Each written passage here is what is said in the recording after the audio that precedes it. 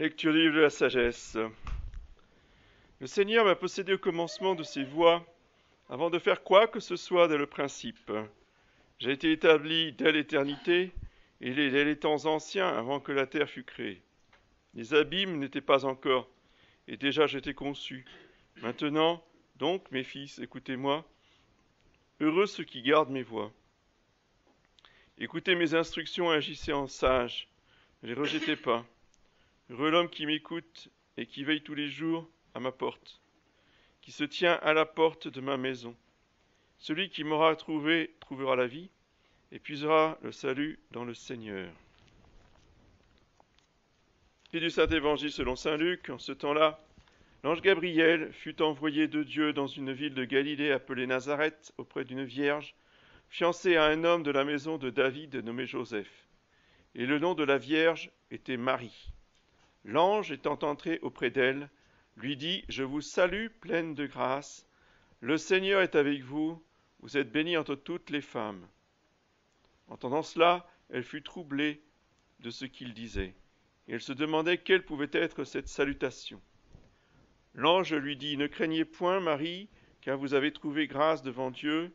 Voici que vous concevrez dans votre sein et que vous enfanterez un fils. Et vous lui donnerez le nom de Jésus. Il sera grand, il sera appelé le Fils du Très-Haut. Et voici que le Seigneur lui donnera le trône de David son père. Il régnera sur la maison de Jacob pour l'éternité, et son règne n'aura point de fin. Et Marie dit à l'ange, comment cela se fera-t-il, puisque je ne connais point d'homme? L'ange lui répondit, l'Esprit Saint surviendra en vous, et la vertu du Très-Haut vous couvrira de son ombre. C'est pourquoi le saint enfant qui naîtra de vous sera appelé le Fils de Dieu. Et voici qu'Élisabeth, votre parente, elle aussi a conçu un fils dans sa vieillesse. Et celle qu'on appelait stérile en est à son 6e mois, car rien n'est impossible à Dieu. Et Marie dit, voici la servante du Seigneur, qu'il me soit fait selon votre parole. Amen. Donc aujourd'hui, solennité de Notre-Dame du Rosaire, avec mémoire du 18e dimanche et de Saint François. Lundi 5, Saint Placide et ses compagnons. Mardi 6, Saint Bruno. Mercredi 7, fête du Très Saint Rosaire.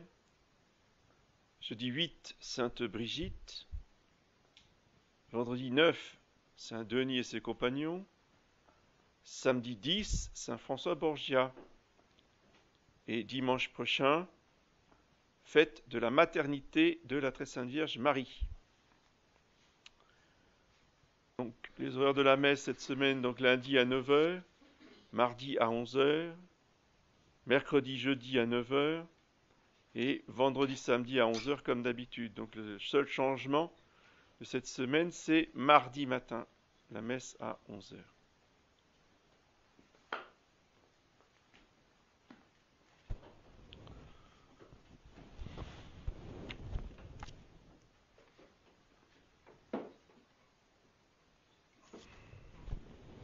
Au nom du Père et du Fils et du Saint-Esprit, ainsi soit-il.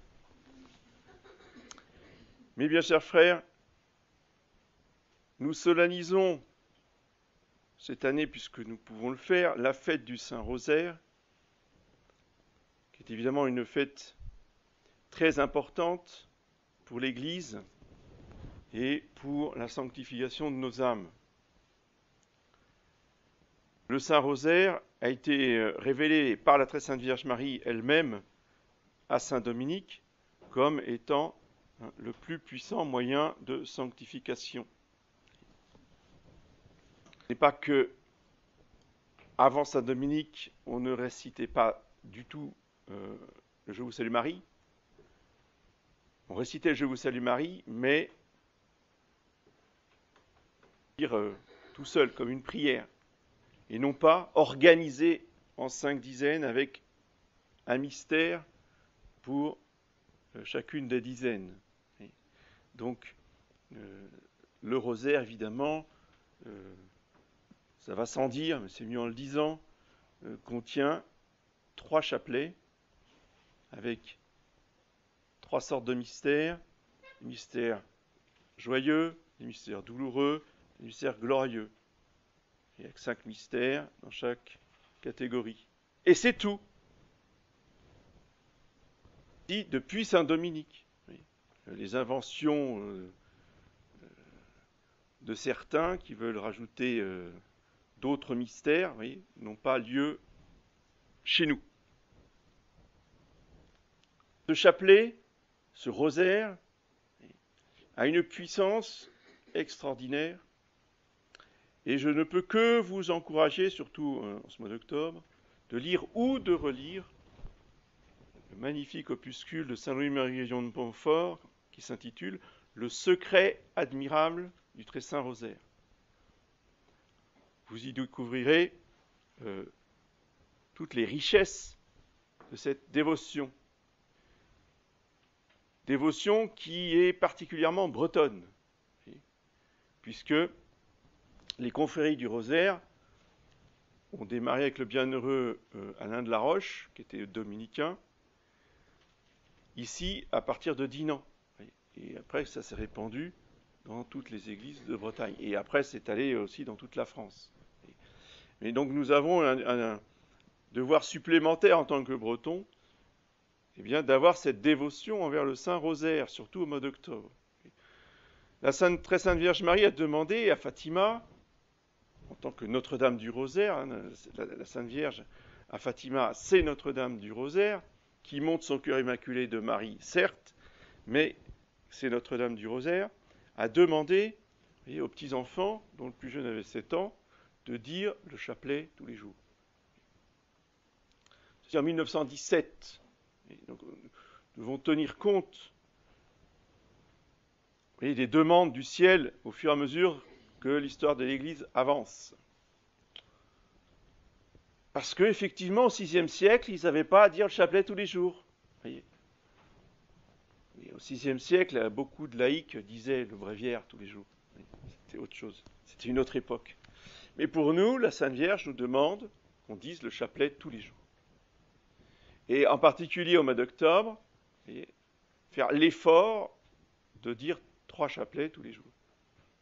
Alors je sais que c'est un effort, mais ce n'est pas non plus surhumain.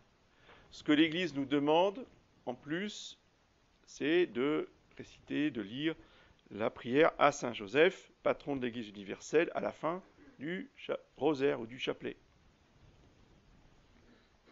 Justement parce que l'Église a besoin de nos prières, a besoin de nos chapelets, plus que jamais.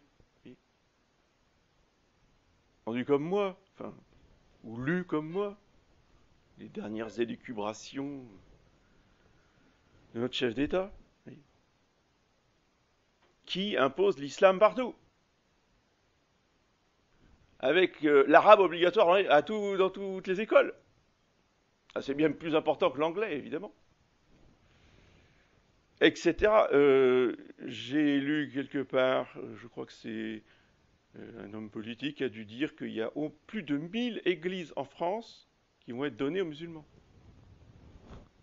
C'est normal, il n'y a plus de chrétiens, il n'y a plus de messes. C'est des églises vides qui s'abîment, il n'y a personne dedans. Donc on va les donner aux musulmans. On va les transformer en mosquées. Rien de pleurer, ça ne sert à rien de gémir, ça ne sert à rien de crier, ça ne sert à rien de se mettre en colère, ça ne changera pas la situation.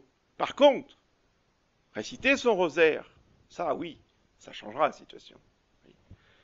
Le rosaire, c'est une arme de destruction massive. Et donc, il y a l'exorcisme, que j'espère que vous récitez plus souvent que d'habitude, et le rosaire. Et pour illustrer cette puissance du rosaire, eh bien, il y a un exemple d'une dame romaine du temps de saint Dominique qui, alors qu'il prêchait à Rome à l'époque, il devait prêcher des pions, je ne sais plus, je ne sais pas dans quelle occasion, en tout cas, il a reçu à confesse, et pour pénitence, il lui dit, vous réciterez un rosaire, et je vous conseille vivement de réciter le rosaire tous les jours. Cette dame lui répond, et mon père, vous savez, moi je porte un cilice, je jeûne 4 fois par semaine, je fais des aumônes, je couche sur le sol, etc., etc. Je lis les psaumes. Non, je peux pas, j'ai pas le temps, je peux pas dire le rosaire. Et Saint Dominique a insisté, et du coup elle s'est fâchée. Mais c'est quoi ce prêtre qui veut m'imposer sa dévotion particulière? Elle était furieuse, elle est rentrée chez elle furieuse. Et pendant la nuit, elle a une vision. Elle s'est vue comparaître, donc elle s'est vue mourir et comparaître devant notre Seigneur.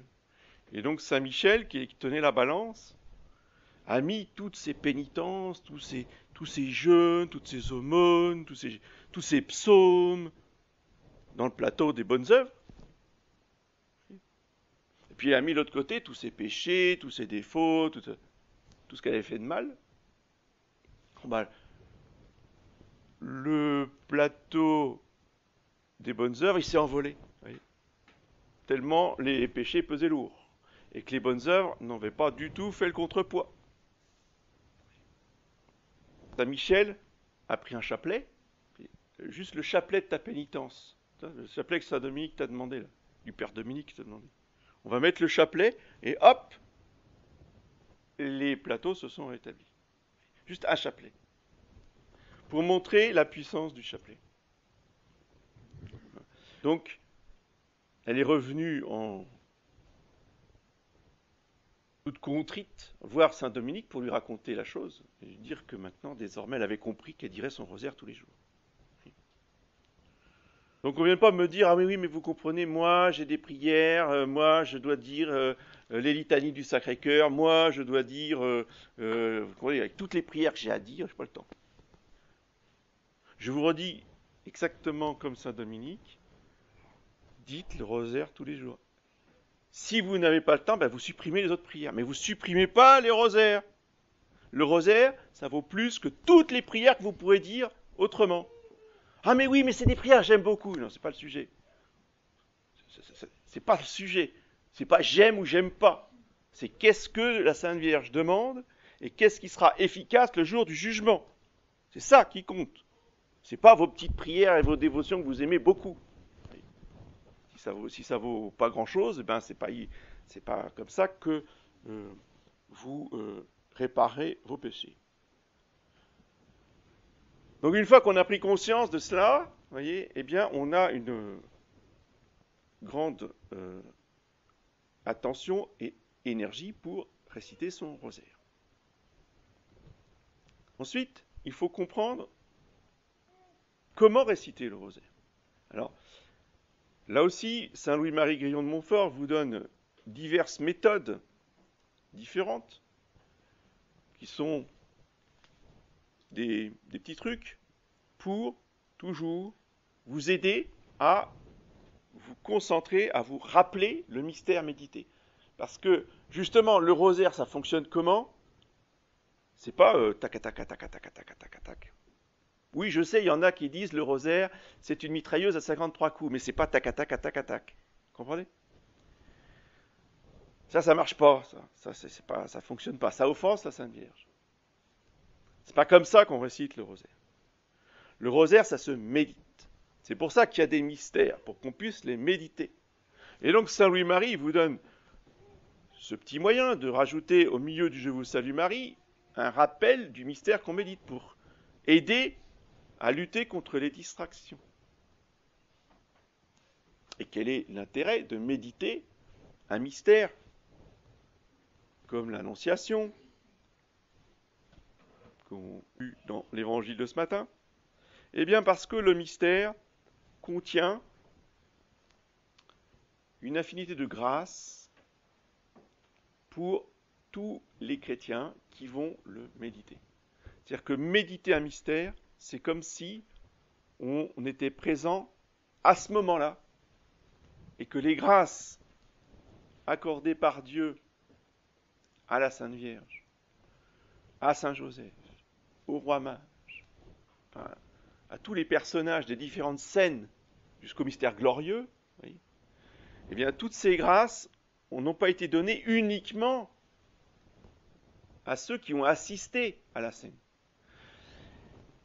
Les grâces du mystère sont données pour tous les catholiques jusqu'à la fin du monde, pour tous ceux qui justement le méditeront. Et en le méditant, c'est en le contemplant, c'est-à-dire en se le représentant, on participe aux grâces, et plus que ça, on participe à la réalité et à la réalisation du mystère, spécialement du mystère de l'Annonciation.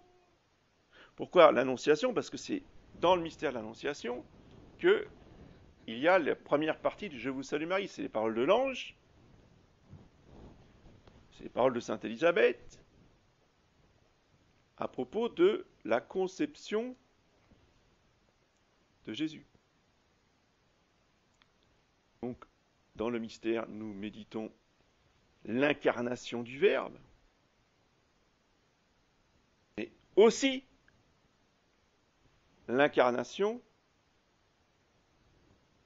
de Jésus dans notre âme. C'est l'Annonciation, c'est la constitution de la tête du corps mystique, et à chaque « Je vous salue Marie », notre Seigneur et le Saint-Esprit, surtout, opèrent la transformation en nous en tant que nous devenons membres du corps mystique, pour constituer ce que le corps de l'Église, qui est le corps mystique du Christ. Donc il se passe à chaque « Je vous salue Marie » quelque chose en nous, une transformation en nous, où nous devenons un peu plus, chaque fois, Jésus-Christ. Parce que nous sommes Jésus-Christ. Qu'est-ce que l'Église ? C'est Jésus-Christ répandu, communiqué, disait Sainte Jeanne d'Arc. Donc, Jésus-Christ se communique comment ? Par le « Je vous salue Marie ». Et à chaque fois que nous prononçons les paroles de l'ange à la Sainte Vierge, « Je vous salue Marie », à chaque fois elle répond « Fiat mihi secundum verbum tuum », qu'il me soit fait selon votre parole. Pas ma parole, moi je suis rien du tout, moi.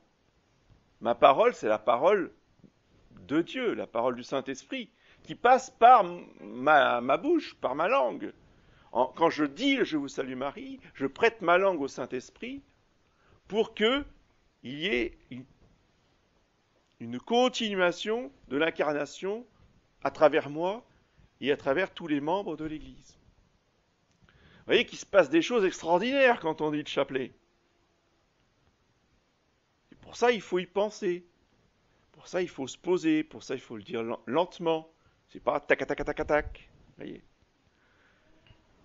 Et ces paroles de l'ange, « Je vous salue Marie, pleine de grâce », qui est une louange, qui est le constat d'un fait qui est l'œuvre de Dieu en Marie, c'est comme si on lançait à la Sainte Vierge des roses. Ce qui fait que le chapelet, c'est un collier de roses. Et les roses sont les fleurs qui symbolisent l'amour. C'est-à-dire qu'à chaque « Je vous salue Marie », il faut y mettre tout son amour pour la Sainte Vierge. C'est comme ça que nous l'honorons, c'est comme ça que nous lui faisons plaisir.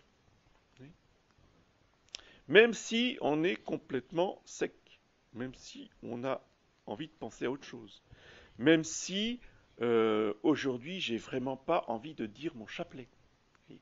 Ça, c'est les meilleurs chapelets. Parce que les chapelets, on est transi d'amour, ça vaut pas grand-chose. Bon, c'est agréable pour nous, c'est un encouragement, c'est gentil de la part de la Sainte Vierge, mais ça vaut pas grand-chose. Par contre, un chapelet où on est dans la désolation, dans la tristesse, dans la distraction, là, ça vaut quelque chose, parce que dire à la Sainte Vierge, très Sainte Vierge Marie, je vous aime, quand on est dans cet état-là, ça vaut de l'or. Vous comprenez ? Dire à la Sainte Vierge, oh, je vous aime parce qu'on est transi d'amour, ça vaut pas grand-chose. C'est bien, je dis pas que c'est mal, c'est bien, mais ça vaut pas grand-chose. Donc, comprenons que le chapelet, c'est aussi un combat. C'est une arme. Donc, quand on l'utilise, on fait la guerre aux démons. Et donc, parfois, eh bien, on souffre en disant son chapelet. Et les chapelets où on souffre sont les meilleurs chapelets. Parce que ce sont ceux que l'on dit avec sa volonté et pas avec ses émotions. Donc, les meilleurs chapelets sont des chapelets où on ne sent rien, mais où on veut aimer, honorer, louer la très sainte Vierge Marie. Et bien sûr, n'oublions pas que ce chapelet a toujours vaincu l'islam. Et aujourd'hui, c'est la grande victoire des troupes chrétiennes, sauf les françaises, contre les Turcs. Vous voyez, il n'y a rien de nouveau sous le soleil. Si les Français n'étaient pas là, c'est parce que déjà, les Français, enfin surtout le chef de l'État, le roi, commençaient déjà à trahir. Donc ne nous étonnons pas qu'on soit les derniers à être restaurés, sauvés, ressuscités. On sera les derniers, ça j'en suis convaincu. On les verra tous redevenir catholiques quand nous, on aura encore les persécuteurs. Parce que on était les premiers et on a trahi. Donc, on sera les derniers guéris. C'est comme ça, c'est normal. Il faut que les Français se guérissent de leur orgueil. Il faut que nous passions par les humiliations. Même 4 pays dans le monde aujourd'hui qui sont consacrés au Sacré-Cœur. Nous, ça fait depuis 1689 qu'on attend que ces messieurs veuillent bien consacrer la France au Sacré-Cœur. Ça n'est toujours pas arrivé. C'est comme ça. On n'y peut rien. Il faut l'accepter et il faut surtout, je dirais, réparer.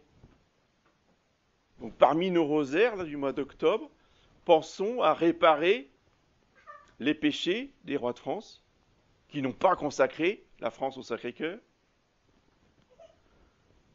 Réparons tout justement les péchés, les négligences de tous les responsables civils et ecclésiastiques qui n'ont pas répondu aux demandes de la très sainte Vierge Marie et du Sacré-Cœur.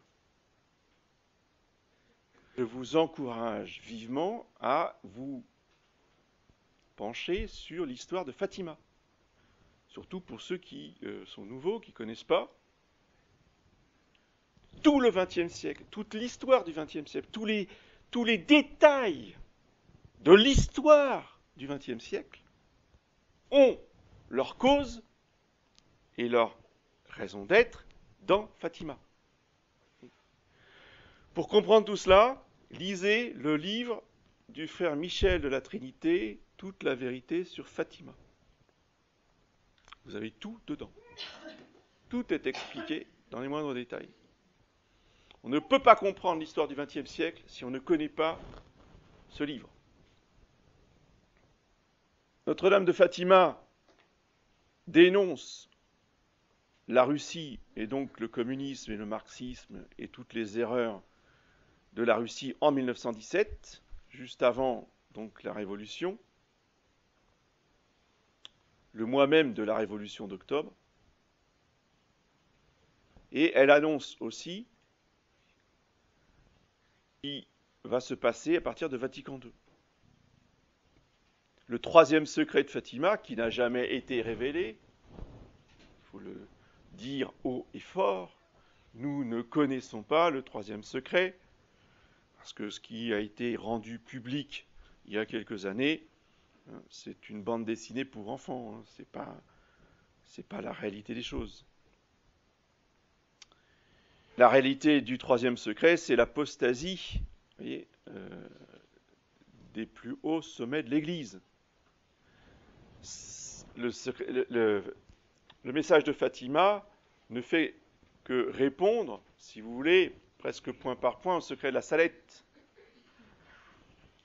Et les deux secrets qui dérangent le plus ces messieurs du clergé, vous voyez, sont les deux secrets les plus persécutés, les plus, je dirais, oui, ceux auxquels on s'est le plus opposé au niveau du clergé. Il y a une conjuration contre le secret de la Salette et de Fatima. Donc concrètement, il nous faut, nous, aujourd'hui, eh bien, prendre ce chapelet qui est la solution à tous les problèmes et le réciter avec ferveur à toutes ses intentions personnelles et collectives, que ce soit au niveau de la société ou au niveau de l'Église, pour que triomphe la foi, la justice, la vérité dans tous les domaines. Et bien sûr, je ne peux pas terminer sans évoquer la grande dévotion de saint François, le grand ami de saint Dominique, pour la très sainte Vierge Marie. Saint François qui était un grand restaurateur de chapelles et d'églises. Il a commencé par saint Damien et il a continué avec Notre-Dame des Anges, qu'on a appelée la portioncule. Donc il a restauré l'église de la Sainte Vierge et il a construit une maison à côté pour y habiter avec les premiers frères. Donc la première communauté franciscaine était à côté de cette église dédiée à la Sainte Vierge. Et saint François disait que ou saint Bonaventure disait que saint François considérait que c'était l'église qu'il préférait entre toutes. Et entre autres à cause de l'indulgence qu'il a obtenue du pape, d'abord pour son ordre et ensuite pour tous les catholiques du monde entier. Là encore, c'est quelque chose qui était absolument inouï, qui a provoqué évidemment des protestations, parce que c'était un privilège exorbitant que d'accorder cette indulgence plénière à tous les catholiques du monde entier. Ça, c'est la puissance de la très sainte Vierge Marie qui a favorisé saint François et de cette grâce particulière à l'ordre franciscain. Donc demandons aussi à saint François de nous aider, à avoir la vraie dévotion envers la Sainte Vierge. Parce que toutes les spiritualités se complètent les unes les autres. Elles disent tous plus ou moins la même chose, mais sous des aspects différents, mettant en relief tel ou tel détail que l'autre laisse de côté. Ça ne veut pas dire qu'il le nie, ça veut dire que chacun voit le mystère selon une facette. C'est un peu comme un diamant, vous voyez, en fonction de la lumière et de l'exposition de la face du diamant, vous avez des lumières différentes, des feux différents. Eh bien, pour les mystères, c'est la même chose. C'est pourquoi il ne faut pas se priver de l'ensemble de ces grâces qui sont données à l'Église et de replacer toujours une spiritualité dans son contexte catholique. J'insiste beaucoup là-dessus pour ne pas s'enfermer dans un particularisme et de rester toujours catholique, c'est-à-dire universel. Au nom du Père et du Fils et du Saint-Esprit, ainsi de suite. Père et du Fils et du Saint-Esprit, ainsi de suite. Père et du Fils et du Saint-Esprit, ainsi de suite. Père et du Fils et du Saint-Esprit, ainsi de suite.